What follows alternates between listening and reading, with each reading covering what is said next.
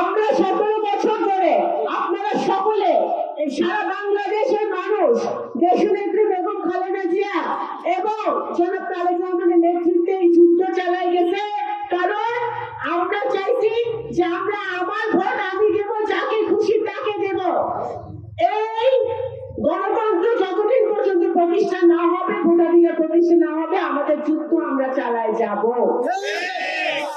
বাংলাদেশ জাতীয়তাবাদী দল যখন সরকারে থাকে তখন দেশের অর্থনীতি ভালো থাকে, মানুষের চাকরি হয়, আমাদের যুব সমাজের চাকরি হয়, ছাত্র সমাজের পড়াশোনা করতে পারে, নারীরা নিরাপদে থাকে এবং মেয়েদেরও চাকরি হয়। ওলামা মাশায়েখরা বিএনপির সময় নিরাপদে থাকে, আওয়ামী লীগের সময় সকল আমাদের দাড়ি টুপিওয়ালা যারা আমাদের মুরব্বিয়ান ছিল তাদেরকে কিন্তু তারা অত্যাচার করেছে না?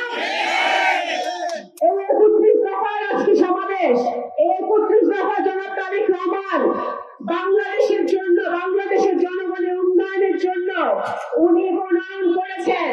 বিএনপি যদি সরকারে যায় এই 31 দফা বাস্তবায়ন হবে। 1 কোটি যুবকের চাকরি হবে প্রথম 18 মাসে বিএনপি সরকারে গেলে জনগণের ভোট নিয়ে। মাঝারদী ইউনিয়নবাসীকে আমি, আমার যারা বিএনপি নেতারা আছেন, আপনারা আমার চেয়ে অনেক ভালো রাজনীতি বোঝেন, আপনারা অনেক কঠিন সময় পার করছেন। আমি একটা কথা বলি, আপনারা যদি কেউ মনে করেন যে মাঝারদী ইউনিয়ন কারো একজনের সম্পত্তি, সেটা কিন্তু না। মাঝারদী, আমি লস্করদিয়া ইউনিয়নের যদি মেয়ে হই, আমি মাঝারদী ইউনিয়নের সন্তান এবং আমরা মাঝারদী ইউনিয়নের মাটি আমাদের সবার, কারো একলা সম্পত্তি না। প্রত্যেকটা গ্রামে আমাদের ওবায়দুর রহমানের মানুষ আছে, শহীদ জিয়ার মানুষ আছে, জনাব তারেক রহমানের সৈনিক আছে, বেগম খালেদা জিয়ার সৈনিক আছে। প্রত্যেকটা গ্রামে আমাদের ধানের শীষের জাগরণ আছে। সুতরাং গ্রুপিং করে, দলপক্ষ করে আপনারা দলকে বিভাজন করার চেষ্টা করবেন না। সকলকে নিয়ে আমরা পথ চলতে চাই। মাঝারদী ইউনিয়নে গত 17 বছরে কি উন্নয়ন হয়েছে আমি জানি না আওয়ামী লীগের সময়, কিন্তু ইনশাআল্লাহ যদি বাংলাদেশ জাতীয়তাবাদী দল সংসদে যায়, আমি এতটুকু কথা করতে পারি যে আমার সামনে যে এত যুবক ভাইরা আছে তাদের চাকরির নিশ্চয়তা আমি দিতে পারবো।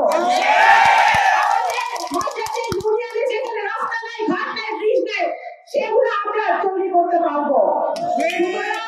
সেই নিশ্চয়তা আমি আপনাদেরকে দিতে পারি, কারণ আমরা চোরের দল না, ডাকাতের দল না, আমরা হাজার হাজার কোটি টাকা পাচার করি নাই।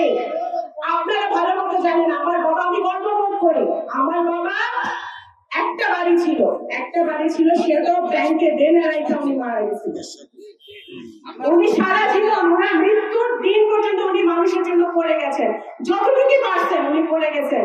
ওনার রক্ত আমার শরীরে বহমান, ওনার সন্তান হিসেবে আমার দায়িত্ব, আমার যদি 2 টাকা থাকে আমি আপনাদের জন্য 10 টাকা খরচ করবো। এটা আজকে ইনশাআল্লাহ যদি আমরা সংসদে যেতে পারি, আমরা অবশ্যই আমরা আরো অনেক এই সাঁওতাল উপজেলার উন্নয়ন হবে, মাঝারদী ইউনিয়নের উন্নয়ন হবে এবং আমাদের যারা মুরব্বিয়ান আছে আপনাদের প্রতি অনুরোধ, আপনাদের সন্তান হিসেবে, মেয়ে হিসেবে আমার জন্য দোয়া করবেন। আমাদের যারা ওলামা মাশায়েখরা আছেন, আমাদের বিভিন্ন শ্রদ্ধেয় যারা আছেন, সকলে দোয়া করবেন যেন বাংলাদেশে আরো ফ্যাসিবাদ ফেরত না আসে। বাংলাদেশে আমার একটা ভাইকেও যেন পুলিশের গুলিতে মারা যেতে না হয়, আমার একটা ভাইকেও যেন গুম হতে না হয়, আমার একটা ভাইকেও যেন মিথ্যা মামলায় জেলে যেতে না হয়। সকলে সেটা দোয়া করবেন। আমি আপনাদের পাশে আছি, বিএনপি আপনাদের পাশে আছে, দল আপনাদের পাশে আছে, জনাব তারেক রহমান আপনাদের পাশে আছে।